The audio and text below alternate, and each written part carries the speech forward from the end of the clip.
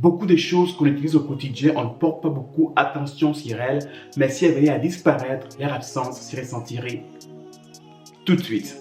Bonjour, je suis Clyde Virborn, un explorateur de l'histoire du peuple noir et bienvenue sur Ndoukou. J'ai fait une vidéo dernièrement sur les inventaires noirs qui ont amélioré notre quotidien.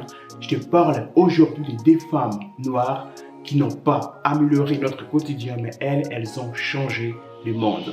C'est parti.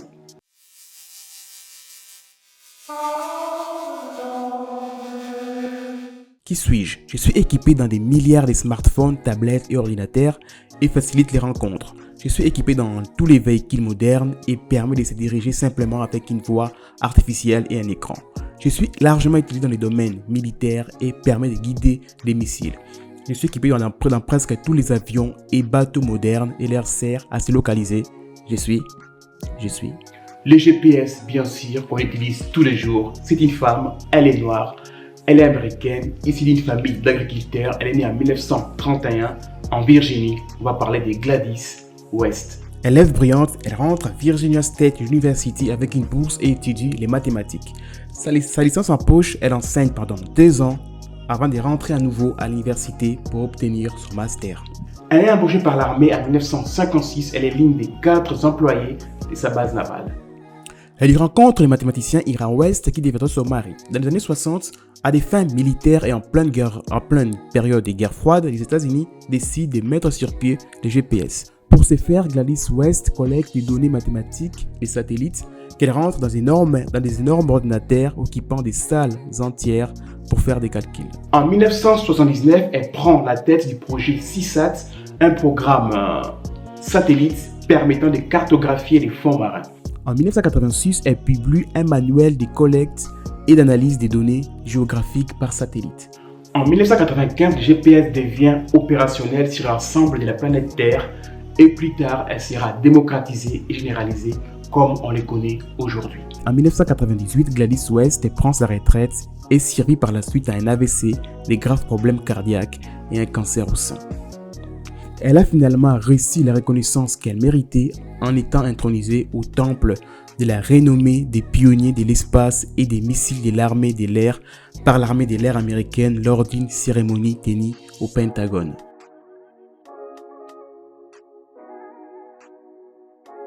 On utilise de moins en moins les appels en ligne téléphoniques. À la place, on utilise des applications comme WhatsApp, Messenger, etc., etc. Et la femme qui a été au cœur de cette révolution technologique se nomme Marianne Kwak.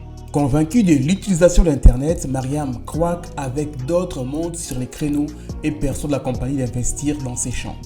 Elle se fait confier des projets de recherche, son travail dévoué donne des résultats.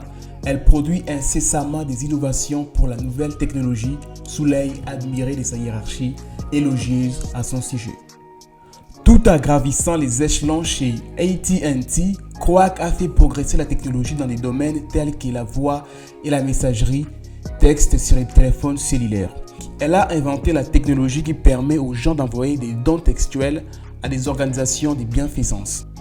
Avant de quitter AT&T en 2014, Kwak a occupé le titre de vice-présidente principale de l'infrastructure des applications et des services.